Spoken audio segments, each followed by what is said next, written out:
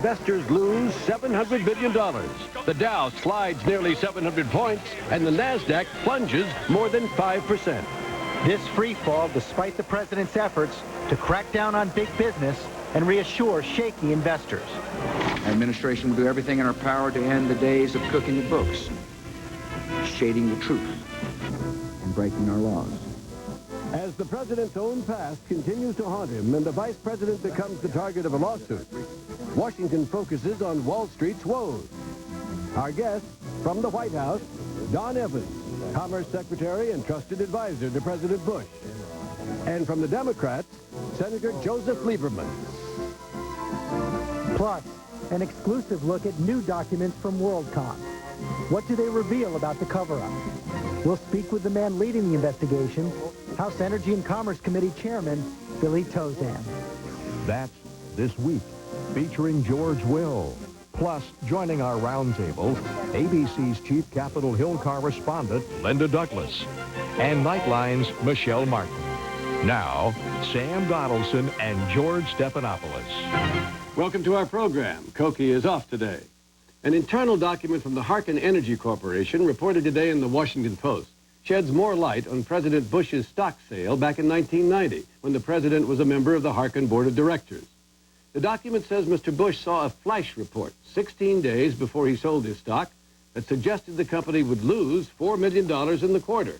The loss was actually $23 million when the company reported it 2 months later. The president has steadfastly denied he acted on insider information, and an SEC investigation at the time cleared him. A Newsweek Gallup poll out today finds that 51% of the public approves of the way the president has responded to recent business scandals. But on the question of the president's specific reform proposals, only 34% say they're about right, while 47% say they're not tough enough. 3% say they're tougher than necessary. George? And Sam, there's more breaking news this morning on WorldCom, the telecommunications giant that collapsed last month after it was discovered that executives used accounting tricks to inflate earnings by nearly $4 billion last year.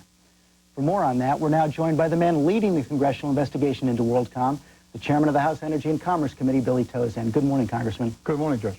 Late this week, you received 5 boxes of documents from WorldCom. What are these boxes? What's in these boxes, and what are you learning from them? Well, of course, we're still going through them, but the initial survey indicates that there's quite an insight in these documents as to how corporate greed took over and how, beginning in about the year 2000, actually, the company began shifting ordinary expenses over to capital accounts. In other words, trying to make sure they weren't showing as much losses or cost in the business as were actually occurring, inflating their income dramatically.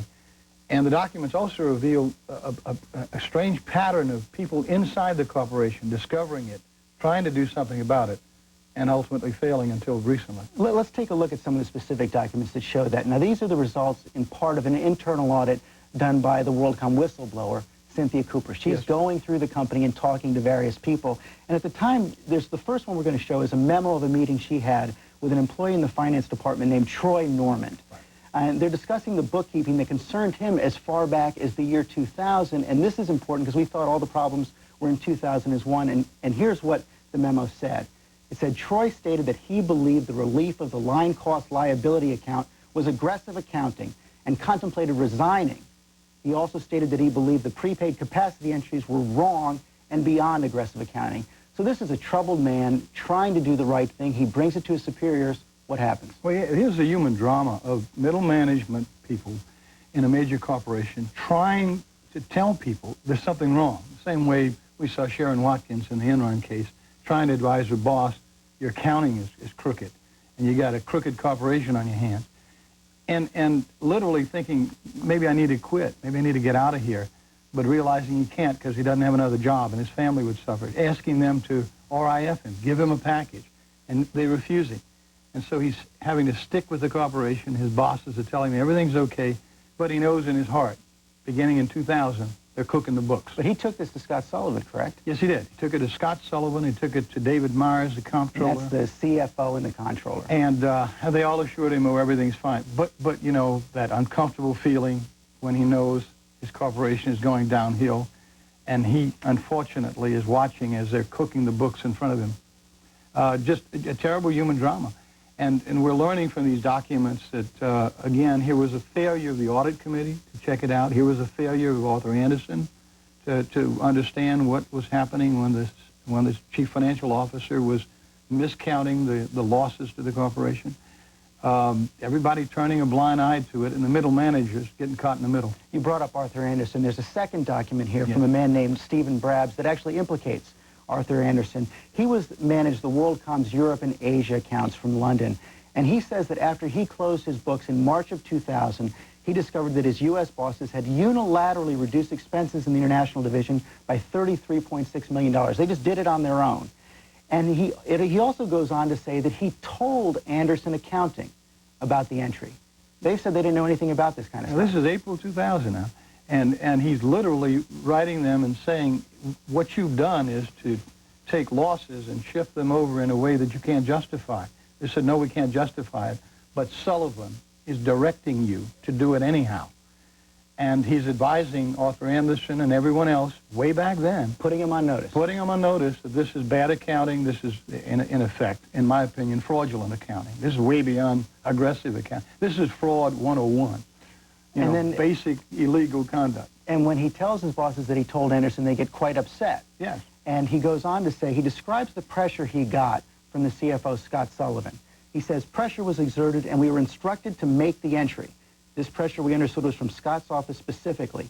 Still uncomfortable, I said that I would not under any circumstances book the journal into one of our legal accounting company books and records. So Brabs knew that the accounting was illegal and he told his bosses. And then he creates something called a management company, not even a legal entity, to book these entries in because he cannot justify from his European office doing this illegal accounting. I mean, again, this has gone way back in time. This is not the third quarter of 2002 when it's finally discovered by Cynthia Cooper, the whistleblower. This is way back, years ahead of time, when WorldCom began booking what was called prepaid capacity as a capital loss instead of an actual expense to income. They did that as long as they could, and when you read David Meyer's memo later on, you find out they ran out of ability to do that, so they began booking ordinary daily expenses as capital losses. And he's the controller. And he said, if we don't do this, we close our doors. We can't operate. We have to keep hiding these losses or our business fails. And he suspected other companies had to be doing the same thing. He basically says that in the memo. Others must be doing this, otherwise they would fail too, indicating perhaps a widespread use of these kind of techniques. Do you have any evidence of that in other companies? What we know is that in one case after another, companies have tried to hide their debt in various, accounting gimmicks. Enron used the special entities, the partnerships. WorldCom used the simple, I think, incorrect accounting, posting of debt. Other companies used trades, round-trip trades and trades of the network elements to disguise income that was not made as real income. They all used various techniques, and guess who was helping them in 99% of the cases? Arthur Andersen. So you describe also how a lot of employees below the level of the finance director knew what was going on. Yes. On Friday, you also said that your investigators have evidence that Scott Sullivan, the CFO, told the CEO, Bernie Ebbers, about these accounting irregularities. But just this weekend, Mr. Ebbers' attorney says that he's been assured that Sullivan did not say this and that Ebbers knew nothing about it. Are you sure your information is correct? Well, it was just corroborated just yesterday. In fact, the Post had a story on it. The evidence we have is that Sullivan indicated to inside attorneys doing the inside investigation that, in fact, Bernie Ebbers knew that hundreds of millions of dollars had been moved from the cost account to capital account. So you're confident he knew? I'm confident that the information we have is valid. If it is verified by Justice Department officials, it means that the head of the corporation knew the books were being cooked. Before I let you go, let me go on to two other subjects, because you're doing a lot of investigations. Yeah. Enron.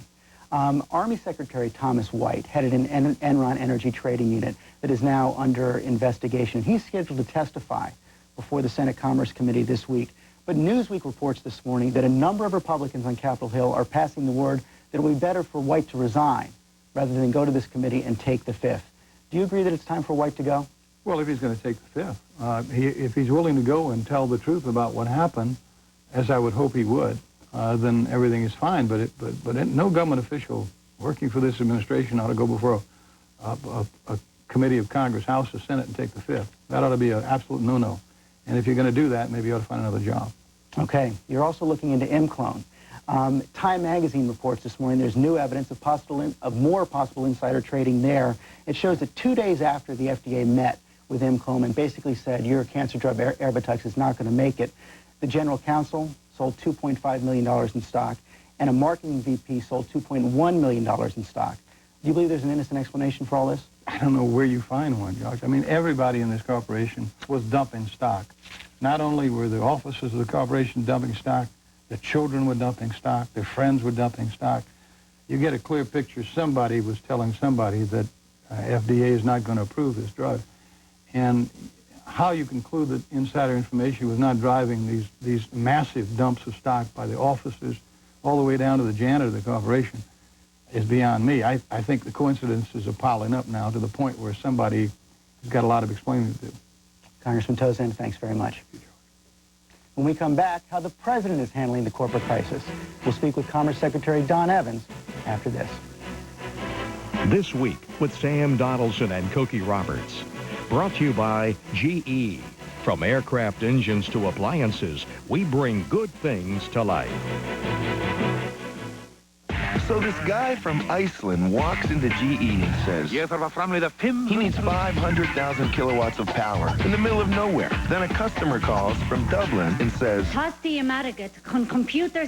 she needs to finance computers for half the kids in Ireland. At GE, our people hear 2 words. I need. And that's all they need to know. A customer needs answers and needs them now. And together, there's no problem we can't solve. Yeah, we can even do that.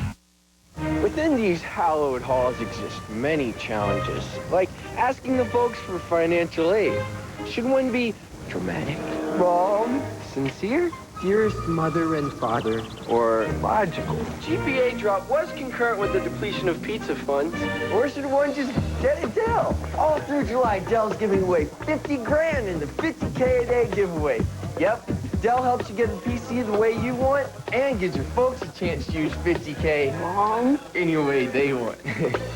Call or go online now and you could win 50 grand in Dell's 50K a day giveaway when you order America's favorite PC, like this Dimension desktop for just $749, featuring an Intel Pentium 4 processor with awesome performance for music, digital photos, gaming, and beyond. And for a limited time, you'll get a free CD burner or DVD upgrade. Dude, you need to get a Dell. Easy to buy, easy to own, easy as Dell. Dell PCs use Intel Pentium 4 processors. Well, for the administration side of all of this, we're joined now by the Secretary of Commerce, Don Evans. Welcome, Mr. Secretary. Thank you, Sam. Good to be with you. It's always good to see you. Thank you, sir. The president went to Wall Street on Tuesday to try to reassure investors that he's on the case. And yet, for the rest of the week, the stock market tanked. Why? Sam, he has been on the case. He's been on the case since late 2001, early January of this year. He brought cabinet officials into his office to share with us his outrage as to what he was seeing happening across this country in a few areas of corporate America. When did he do that? In early January, probably January 10th, I think, was actually the date. And did he tell the public that he was outraged then? He did indeed. I mean, he told the public that he was putting together a task force to look at some pension reform as well as look at reform for further fuller disclosure, tougher disclosure in the financial statements of corporations across America. He laid out 10 principles in early March 7th of 2002. And those principles are what happen to be driving the debate today. It's those principles that the other 535 elected officials here in Washington, D.C. are looking at as they consider their own legislation. So it wasn't just last Tuesday that he came before the public. It was last January. Why then, since then, hasn't the public responded and accepted that things are going to be okay? The economy continues to recover nicely, Sam. We've had some great optimistic data come out as to this economy. The economy and the stock market always don't go in sync. There are a lot of factors that influence the stock market from day to day and week to week. But over the long run, what influences the stock market is a strong economy. And that's what the president is focused on, is a strong economy. That's why the tax cut bill was so important this last year. So we're not... That's why it's so important to keep inflation down and interest rates down. Forgive me, I didn't mean to interrupt you, but we're not going into a double-dip recession, as some economists forecast? The recovery looks very healthy right now, Sam. The economy grew at 6.1% in the first quarter. Productivity has grown 4.2% over the last year or so. We've had a remarkable, in fact, improvement in productivity in this country over the last 10 years. Productivity has actually shifted to a higher level. And so, you know, there's lots of reasons to be optimistic about the direction of the economy, including increasing employment in this country. Employment has been increasing over the last several months, which is another very encouraging sign. Let's talk about specifics. In the late 80s, the president, when he was a member of the Harkin Energy Company Board of Directors, obtained 2 low-interest loans from Harkin in order to buy stock in Harkin, which he then eventually sold, as we know. And yet, on Tuesday, before people in Wall Street, he had this to say about that practice. Let's watch. And I challenge compensation committees to put an end to all company loans to corporate officers. Now, when did the president come to the realization that that was wrong? When it became clear to America and the president that this was a practice that was being abused in America, being abused in certain corporations in America. I mean, there's a total difference in terms of scope or size and what the loan was used for and the disclosure of the loan. It's been revealed recently that in terms of size, there have been loans upwards of $400 million. It has been revealed that these loans have been used to buy apartments and paintings and other personal property, and it's been revealed that these loans were not disclosed to the owners of the company. And that's when the president said, look, we got to draw a bright line, a clear line, and, you know, there shouldn't be any gray areas here. Okay. If the president said that, he did say that, why challenge companies? Why not say, I'm for legislation that will forbid this practice? What the president has laid out is the importance of making sure these boards have independent directors, and what he's asked the New York Stock Exchange and other markets to insist on is that on the audit committee and the compensation and the nominating committees, those have all independent outside directors and leave it in their hands. So to he make thinks those corporate decisions. America can do the right thing left to its own devices. Listen, by far, Sam, the corporate leaders of this country are honest and people of integrity and people that tell the truth and make right decisions for the right reasons. And but you know, I think it's that the president felt like it was important to send a signal to them on this particular issue. Right. Now, about the president's sale of his stock. He said he had no inside information. The SEC at the time looked at it and said the same thing. But people still criticize the fact that he now sees this flash report, we understand today, that said Harkin would lose money in that quarter. And that was 16 days before he sold the stock. Right. Sam, this is kind of interesting. In the last 6 election cycles, this issue's come up 5 times. The SEC has looked at it. 1,000 reporters have looked at it. And the conclusion has always been nothing there. 0. I mean, it's just, it came up in 92. It came up in 94. It came up in 98. It came up in 2000. Here we are, 2002, another election year. Here we are again. Mr. Secretary, you know that these things keep coming up. You've been in politics a long time yourself. Why not, in that case, just release the documents? Harkin won't do it. Sam, you know, what happened to somebody that bought that stock, if they held on to the stock for 12 months or so, the stock was higher. The stock went up from the time the president sold the stock. And so, you know, I mean, again, this is just, it's nothing but politics, Sam. You know what it is. It's partisan politics, people trying to discredit somebody else so then they can make themselves look better.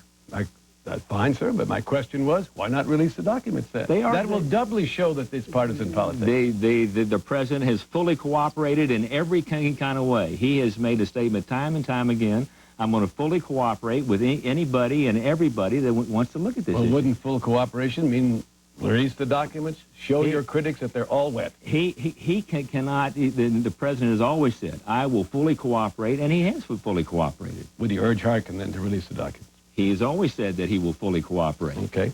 You know, at his news conference the other day, I guess before he spoke on Wall Street, he was asked about all of these questions. You say they keep coming up. And he talked about accounting, and this is what he said. In the corporate world, sometimes things aren't exactly black and white when it comes to accounting procedures.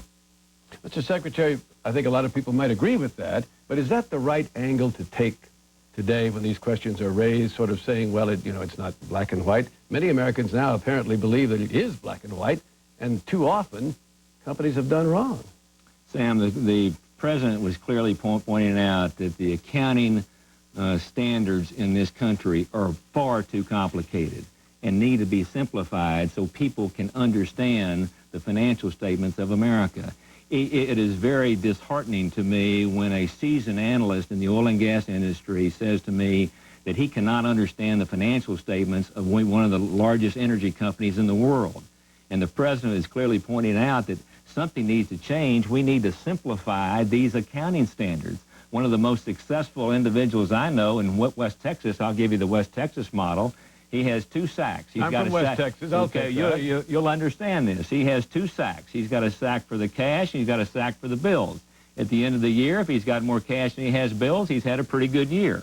If he's got more bills than he has cash, he says, I better pick up the pace. So the president's only saying that we need to simplify the system. Okay. We need to simplify the standards so people can understand them. Vice President Cheney was sued this past week by Larry Klayman of Judicial Watch because of his having been the CEO of Halliburton during a period when now the SEC is investigating how Halliburton may have inflated its stock value. This is a political problem, is it not, Mr. Secretary? No, Sam. This isn't a political problem. This country, the people of America, know this vice president to be a man of total integrity, of total honor. This is not a political problem. Others may want to try and make it into a political problem, but it's clearly not. I mean, you know, some of the partisan politics that we've been seeing going on the last week or two, American people are sick of it. It's a disservice to the American people. We've got a serious issue in this problem that needs to be dealt with, should be dealt with in a bipartisan kind of way, and not come here thinking, you know, hey, how can I advantage myself against somebody else in this political season? All right, finally, Mr. Secretary, what about Thomas White, the Army Secretary, the former Enron executive who cashed out over $30 million worth of his stock before Enron went bankrupt? Not immediately, but close enough for government work, as some people in West Texas might say. Should he resign now? He's under heavy pressure from people on Capitol Hill who are your friends to resign. Right. Sam, let me tell you, I've got great respect for anybody that comes to this town and serves. I know what an elected official goes through in terms of scrutiny.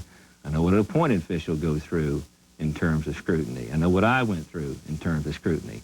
And so, you know, I've got great respect for any individual that is here to serve America. But should he resign? And as long as, and that's the decision for Thomas White. I mean, I don't know the facts of the case. Would he be doing the president a service by resigning and taking some of the heat off of George W. Bush at this point? Again, Sam, I got great respect for people that come here, and I believe they'll always make the right decisions for the right reasons.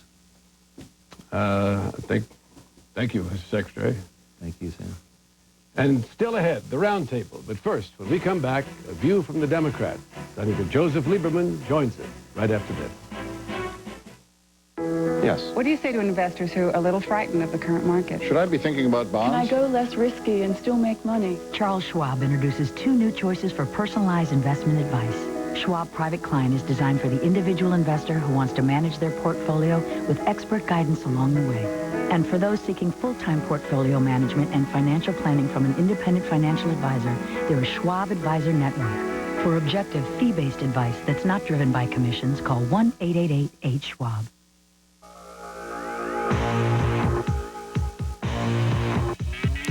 With their sleek design and incredible power, Gateway's new computers are a great value, starting at just $5.99. We also have other incredible deals, including a free scanner or printer with the purchase of select models.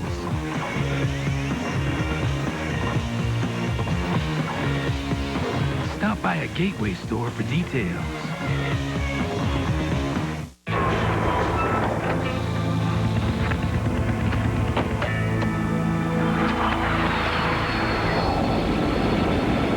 I heard it when he does that. Sorry about the dust. After the new roomy 7-passenger Chevy Trailblazer, everything else just seems kind of weak. I left the bagels in the jet. The new Chevy Trailblazer. Leica with rock.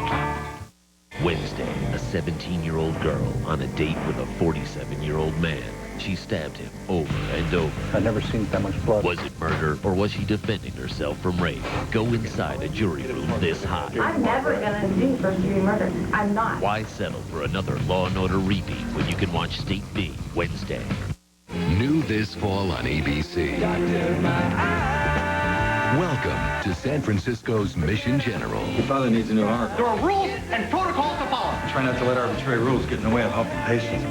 This is the only show brave enough to take on the system. It's brilliant. MD's new Wednesdays this fall on ABC. We heard from the Republicans. Now for the Democrats, we're joined by Senator Joseph Lieberman, Democrat of Connecticut, who joins us from Baton Rouge, Louisiana. Good morning, Senator Lieberman. Good morning, George. You just heard Secretary Evans say that all these questions about Harkin Energy are nothing but politics. Do you agree? I do not agree. They're not politics. They're about personal economics, and not just the economics of President Bush, but the economics of millions of Americans whose dreams evaporate in a week like last week when the market goes down as much as it does. This is all about... What does the market have to do with Harkin Energy? Yeah, this is all about what we can all do in government and in business to restore confidence in our markets. And the fact is that because of the president's involvement in the Harkin Energy case, there is a large cloud hanging over his head, which I'm afraid, if he doesn't eliminate it soon by giving full disclosure, will diminish his moral authority, his presidential authority to lead the critical effort to restore confidence in the markets. But Senator, excuse me, 10 years ago, the SEC looked into this fully. Harvey Pitt said it was meticulously done, and they found nothing wrong. Why isn't that good enough? Well, it's not good enough now, George, because we're in the midst of an unprecedented drop in the markets, a string of corporate scandals that has not been seen for a long time, drops in the NASDAQ, for instance, that we haven't seen since the Great Depression, and they all involve the kind of behavior, unfortunately, that Harkin Energy seems to have been involved in, and the president himself was part of. And the fact is that the only way to clear the air is full disclosure, and that has not happened. The president can ask the SEC, the Securities and Exchange Commission, to open up the files. He can ask Harkin Energy to open up the files. You know, I'm not saying here, I don't know that anything illegal happened, but there are a lot of things you can do that are legal but very wrong. And right now, it is critically important that the President of the United States, in following through on the strong language that he spoke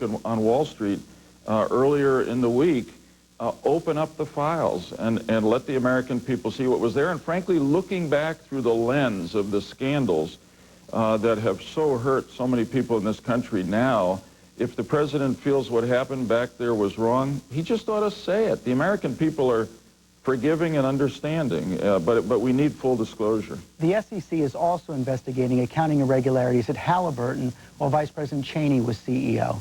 Harvey Pitt, the SEC chairman, is a political appointee of President Bush. Do you think it's appropriate for him to be leading this investigation, or should he recuse himself? I think that, I don't know Mr. Pitt, and he may be a very good person, but his background is so infused with a law practice and a practice that was involved with the very accounting firms that have been accused of the wrongdoing that has so hurt our economy and millions of average investors, that I think it would be better for everyone if Mr. Pitt stepped down as chairman of the SEC and President Bush had the opportunity to appoint somebody totally independent, because the scandals that we're going through now and the incredible loss of money that so many people have suffered in the markets were not a reality when Harvey Pitt was appointed. You know, he's had to recuse himself, Mr. Pitt has, from 29 different decisions before the SEC because he's had a conflict of interest because of past connections to people being investigated. But should he recuse himself from this investigation? Well, this is a real problem, because how do you do an independent and credible investigation of a company whose CEO was the man who is the current Vice President of the United States? In my opinion, and of course, the President is the person who appoints members of the SEC. I'd say that Mr. Pitt, since he was directly appointed by this administration, if he will not step down altogether, ought to recuse himself from this investigation. And the commissioners remaining, some of whom have been there from earlier administrations, ought to be the ones to carry out this investigation. I also think, George, that the vice president who doesn't like to open up generally, I'm thinking of the Energy Task Force and other governmental matters he's been involved in, about which he's refused to disclose files that are public files. This is a personal matter, but whereas the president's disclosure so far on Harken Energy has been inadequate, the vice president's disclosures regarding Halliburton have been non-existent, and I just think that the longer this goes on, the worse it's going to be for the administration, but more to the point, the worse it's going to be for our economy, because every day that the market drops and individual investors lose millions of dollars is another day crying out for the kind of restoration of confidence that has to come from the very top of our government as well as from the very top of the American business community. Senator, there are also many who say that you have questions to answer about your close ties to corporate America. In fact, in this morning's New York Times, there's a headline that says Lieberman's pro-business views may haunt him. You've gotten very strong support from the securities, accounting, and high-tech industries. And in the 1990s, you led the fight in Congress against this issue of expensing stock options. Looking back now and seeing how those options have been abused by corporate executives, do you think that leading that fight was a mistake?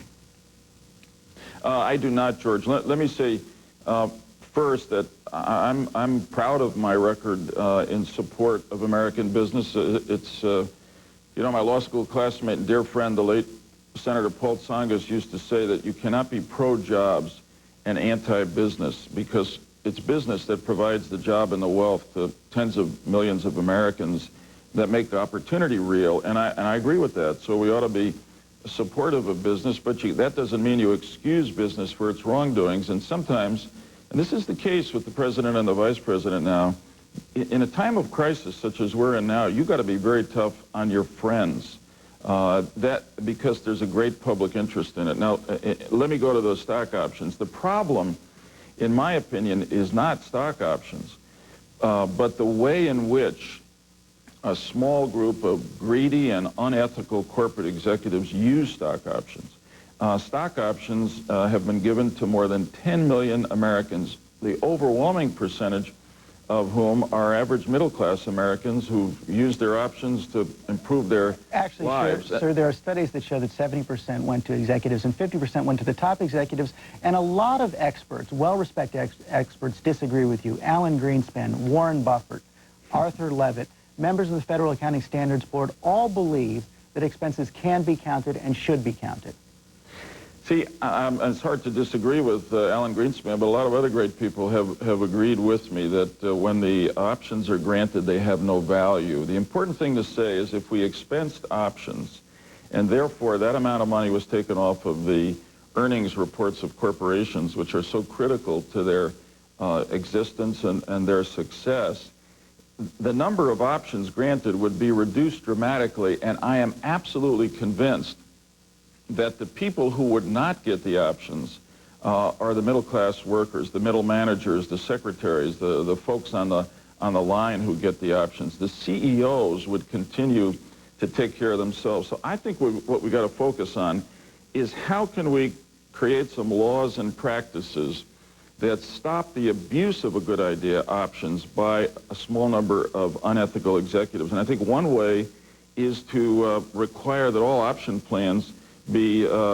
endorsed by all shareholders before they're put into effect. I would also require that people who get options hold them for a long period of time before they sell them, so that you're not going to have an executive who's got a lot of options with the incentive to go out and do something unethical, jack the price of the stock up, sell, and then leave the company. We've got to make that kind of behavior illegal and still preserve options for the 10 million average Americans who hold them today, and unfortunately who've watched the value of those stocks as well as a lot else drop in recent months. Let me switch to foreign policy for a second. We've seen a steady stream of leaks from the administration about planning for for a possible invasion from Iraq. And in fact, the latest was a hotly disputed account in USA Today that said top national security officials had concluded that there had to be a new provocation, like fielding of weapons of mass destruction or an invasion by Iraq before a full-scale invasion of the United States could take place. Do you agree with that conclusion? I absolutely do not, and I've been very disappointed and shocked by those leaks. First, that they're occurring. I hope they're not right, because if they are right, then it is a direct violation of the principle that President Bush has laid down, which is that we have a right to prevent someone like Saddam Hussein from using weapons of mass destruction against the American people without having to wait for another provocation. He's given us enough provocation. Saddam, when we said we wouldn't go on with the Gulf War and knock him out of power, agreed that he'd allow inspectors from the United Nations to be in Iraq, and 4 years ago he kicked them out. And believe me, he's developed his programs of weapons, chemical, biological. So I think the provocation has occurred.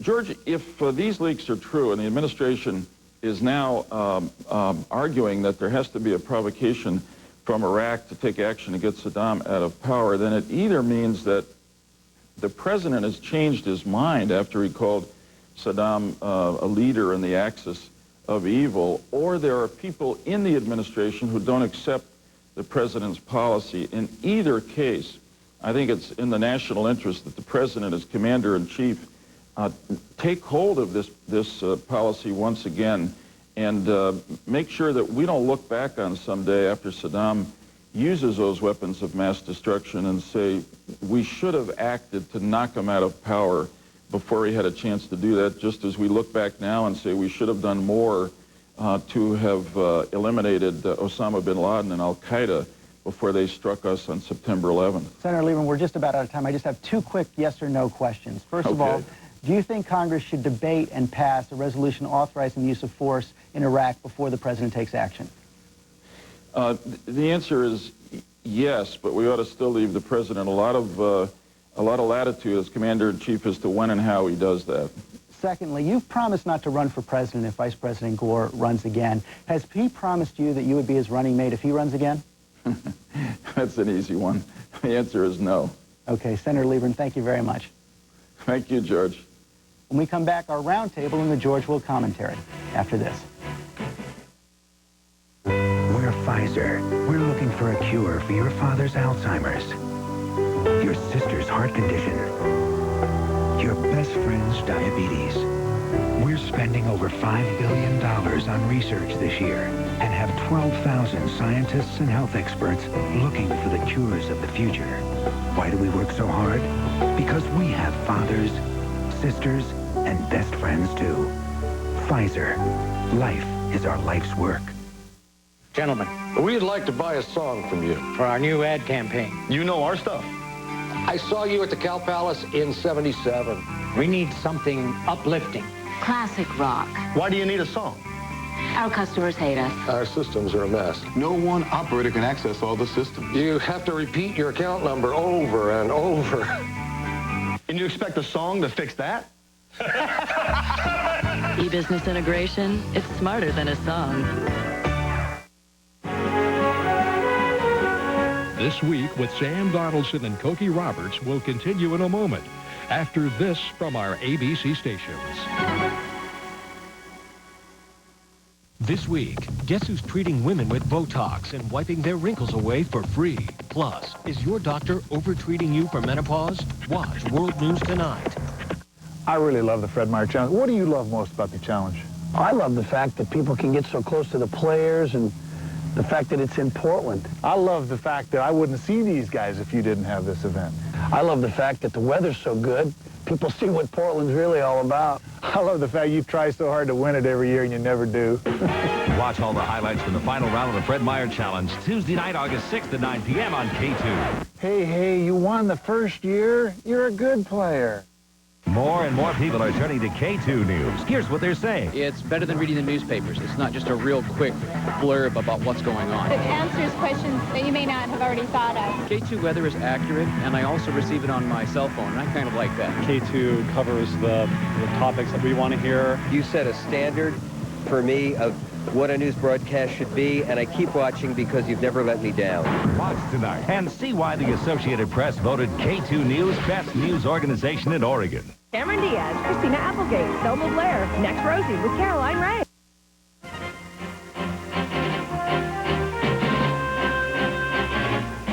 It's time now for our roundtable and our opinions, and joining us as always, George Will. Hello, George. Good morning. Linda Douglas, our Capitol Hill correspondent. Morning, Sam. And Michelle Martin of Nightline. Hello, Michelle. Good morning, Sam. All right. Markets are tanking. Reminds you of the old song. Ta-ta-ta-ta-ta. I don't know the rest of it. And the Bush administration clearly is nervous about this. What is going on here? That the Senate and the House are very close. It's an election year. I think there's a lot of what some people have called a feeding frenzy about this, and it's backed by legitimate concern. And I think what's really going on is nobody really knows what to do. Legitimate concern, George. Sure, but let's not blame what the market's doing just on this. That's a kind of Washington centrism that we're doing it. It must be that important. There haven't been comparable business scandals in London, Tokyo, Zurich, Frankfurt, Paris, but the markets in those countries are following ours pretty much. That is, from an unnatural 35-to-1 price-earnings ratio in 2000 down to about 16 now. The market correction is largely independent of this. These scandals are serious, but they're not the single cause of what the markets are doing. Linda, everybody on Capitol Hill now is on board to be tough on corporate America, right or wrong? Well, up to a point. Right now, the mood on Capitol Hill is not only to put people in jail, but perhaps to lynch them. I mean, they've passed every serious jail term penalty that they can pass in the Congress, including creating a new law, this is still to be finally voted on, that would create the crime of defrauding investors, a specific crime for that. But there are a couple of provisions that may still be in trouble, and those are the ones that the business interests oppose the most. Number one, it's unlikely, you heard Senator Lieberman talking about stock options, that the second one is the accounting industry. Will there really be an independent board to oversee the accounting industry? The lobbyists are fighting that, too. Well, that's it. In his speech last Tuesday, the president was given high marks by most people for his toughness, wanting to double penalties when people were convicted of fraud and all of that, but not high marks for really suggesting how to keep future burglars out of the business. Well, he's jawboning, which is part of his job. It's an important part of his job, especially in a situation where I think, George is right. There is no one single cause of the market slide, and I think a lot of people aren't sure what to do. But I do think the people who are urging some caution here also have a legitimate point. Does anybody remember the crack versus powder discussion 10 years ago? The Sentencing Commission worked, for years working on new guidelines for prosecuting drug crimes.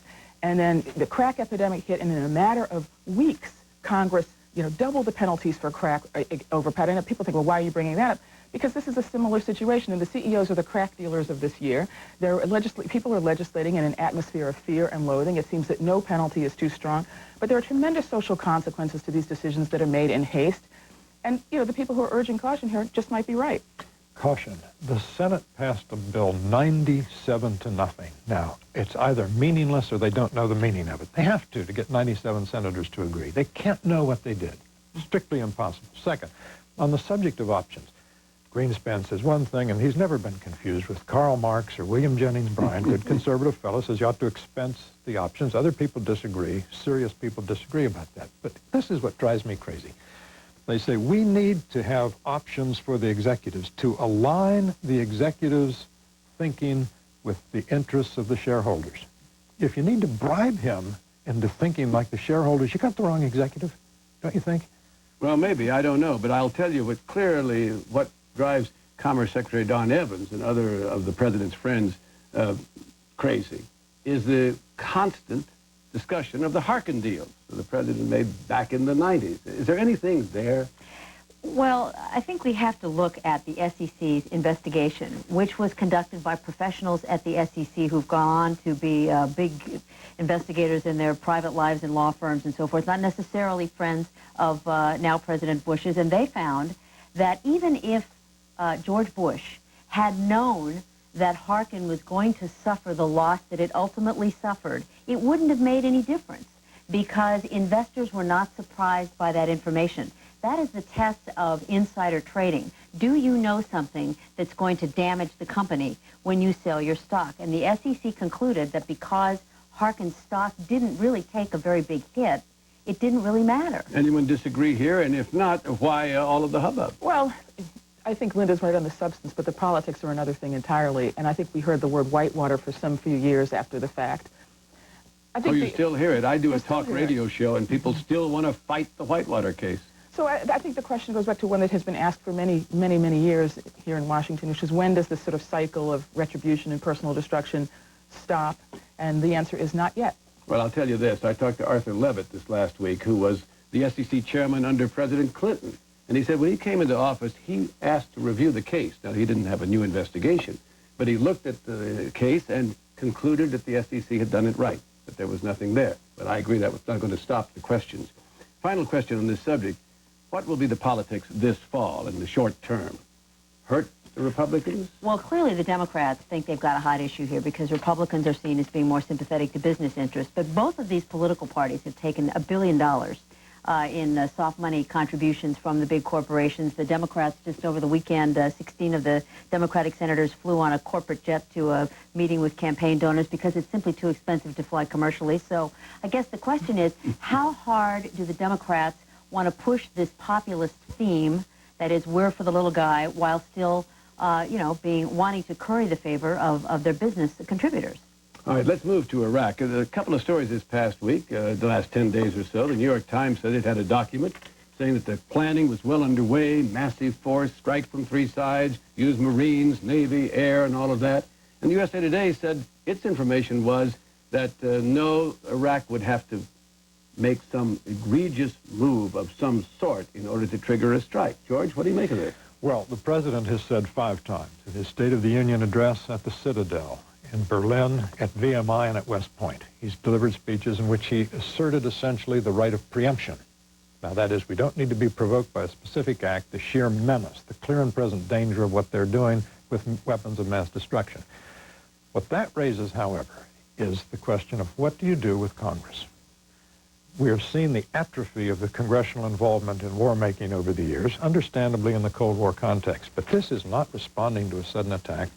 This will be cold, calculated, prudential march to war. Should he ask for a declaration of war? Absolutely. Otherwise, we will have this time, if we go to war in this context without asking for a debate and a resolution, we will have amended the Constitution. We will have simply repealed that provision. And, Sam, it was very useful, was it not, in January 1991, I believe it was, to have the debate on the Gulf War resolution and find out that 40-some Democrats said we're not in favor of using Well, force. I suppose this will not come as news to Saddam Hussein. If we have a declaration of war, it won't be his first inkling, as George points out, that he's in trouble. No, but Saddam is the least of it in terms of the long-term consequences. I mean, first of all, relations with the rest of the Arab world are very raw right now, given to the conflict in the Middle East, given the conflict in Israel and Palestine, and the so-called Arab Street is already at odds with the U.S. over this. And there's tremendous sympathy, not for the Iraqi leader, but for the Iraqi people. And many people around the world see these people as victims of a sadist.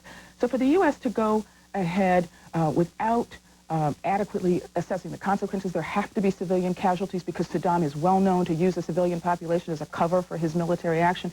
That has to be discussed. And the second guessing that's going on right now around accounting scandals will pale in comparison if the U.S. goes forward without adequately addressing this issue internationally and domestically. Well, there is. There's a budding appetite, as George points out. There has to be a debate about this. This has got to be sold to the American people. They can't remember, really, that Saddam Hussein gassed his people. Iraq has not been linked with al-Qaeda, the terrorists who were most recently on the minds of Americans. So Joseph Biden, the chairman of the Senate Foreign Relations Committee, is finally starting to raise some questions about asking the administration to define its objectives, and he is going to start holding hearings in September. But no one in Congress wants to appear to be soft on Saddam Hussein, and that's the reason that we haven't heard much debate. No one in Congress in the early 60s wanted to be soft on communism either, and therefore we did not have a debate about going into Vietnam until after many thousands of U.S. troops had been killed. But going into Vietnam, Sam, was so incremental and so oblique and so crabwise that we got in there. This is a standing start with sort of malice aforethought. And I'm for the president's policy. I think preemption is justified. But precisely because I think it's justified, I think we ought to justify it in argument. Linda, can you imagine someone actually proposing a declaration of war and having Congress take it seriously and act on it? Oh, I think yes. At this point I can. Sure. I think that the mood is absolutely there. I would be surprised if that would be beaten back. You're not hearing much opposition to this fairly extraordinary development of talk of a big plan to send 300,000 troops to Iraq to fight a war that hasn't yet been laid out. You're not hearing much opposition. So you mean it would be whooped through, Jeanette Rankin not being present, it might pass unanimously? But part of the purpose of a debate is to prepare the domestic population for what is to come, and that hasn't happened yet. Okay, thanks, Michelle. You had the last word. Linda, thank you. And when we come back, the George Will commentary. This week, why the survival of the Las Vegas Trauma Unit may be a riskier bet than anything you'll find in the city's casinos. George will explain right after this. When you can hear your wedding song again and again, when you can pick tulips over roses and get a reminder of why you're marrying him, all with the calling plan starting at $19.99 a month. That's M-Life from AT&T Wireless. Stop by or call 1-800-IMAGINE today. If you've had a heart attack or a stroke, the last thing you need is another one sneaking up on you. After all, you've got better things to do. I know. In my case, I had a heart attack. Then I heard about Plavix, and so I asked my doctor. He told me Plavix is a prescription pill that can help protect you from a heart attack or stroke if you've recently had one, or if you have poor circulation in the legs causing pain. Plavix is proven to help keep blood platelets from sticking together and forming clots, which helps keep your blood flowing. This can help protect you from another heart attack or stroke. If you have a medical condition that is causing bleeding, such as a stomach ulcer, you should not use Plavix.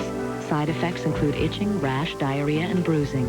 Additional rare but serious side effects could occur. Ask your doctor. Taking Plavix once a day helps protect me. Find out if Plavix can help protect you from another heart attack or stroke. When you can hear your wedding song again and again, when you can pick tulips over roses and get a reminder of why you're marrying him, all with the calling plan starting at $19.99 a month.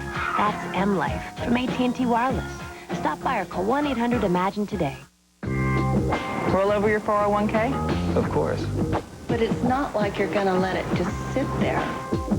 No, you're going to push it and prod it and make demands on it.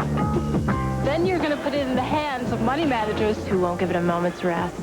Yeah, you're going to roll over your 401k. You're just going to make sure it doesn't roll over and play dead.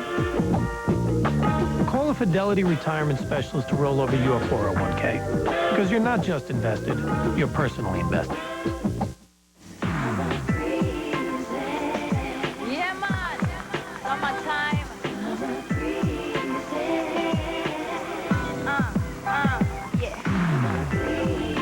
ABC Sports Summer Drive continues today with the Greater Milwaukee Open, followed by the Ford Senior Players Championship. Tuesday inside Houston Medical, real stories of a child released from a living nightmare and a doctor's nightmare struggle for her own life. A new Houston Medical, ABC Tuesday, 10/9 Central. George, you're worried this week about Las Vegas. George, America's legal system, already irrational and wasteful, is now becoming lethal, as Las Vegas has learned. 1.5 million people live there. Another 35 million visit Vegas every year.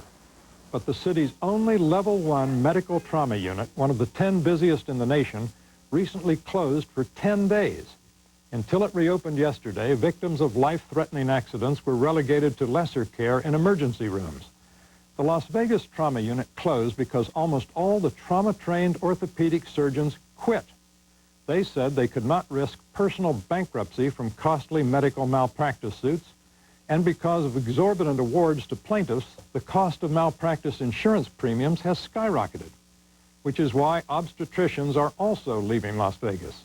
More than 2/3 of them have been sued, 40% of them at least 3 times.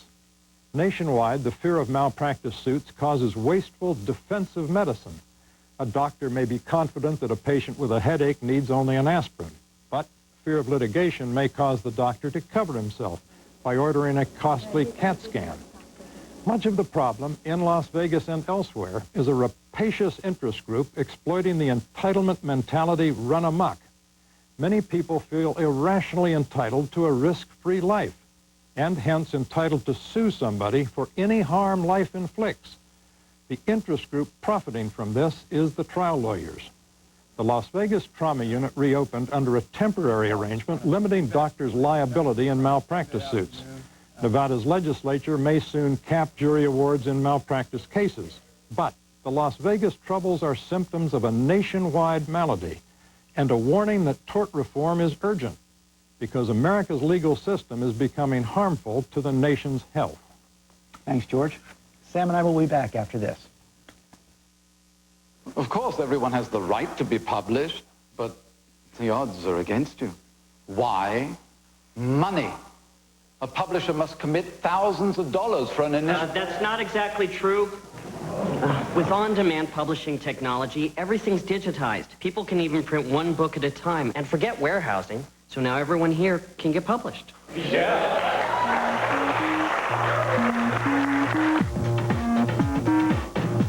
Come on, come on. Got a hot tip from my broker today. Yeah, what is it? Tacoma Con. I got that same tip from my broker yesterday. I got that same hot tip from my broker last week. Me too. Me too. Me too. Me too. There's never been a better time for Charles Schwab. At Schwab, we don't give hot stock tips. Our expert advice is based on research grounded in facts, not hype. And as always, designed for individual investors. To learn more, call 1-800-4SCHWAB. Future Americans will have all the electricity they need. This means a better, more satisfying life for us all. For over 100 years, GE has been a company powered by ideas. Progress is our most important product.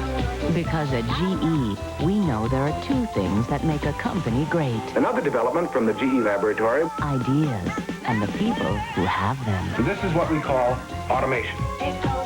GE, we bring good things to life. Reese Witherspoon and Spider-Man's Tobey Maguire, Pleasantville, ABC Monday. Juliana McCourt, age 4, flight 175, World Trade Center. How will we remember Juliana? Call 1-800-VOLUNTEER. Tomorrow on Nightline, Secretary of State Colin Powell. And then on Up Close, the extraordinary story of a drug pusher retracing his journey through the criminal justice system. George, in my radio program tomorrow, we'll put George Will's suggestion to the test. People will call in and say, yes, we should have a declaration of war, or no, let the president do it. We'll look for it. Until next week, that's This Week. The American way of life is energy in motion. Energy powers our lives and fuels the technologies that make America go. Williams is proud to help deliver that energy through more miles of pipeline than the interstate highway system, including a fifth of the nation's natural gas. At Williams, our way of life is leading energy solutions.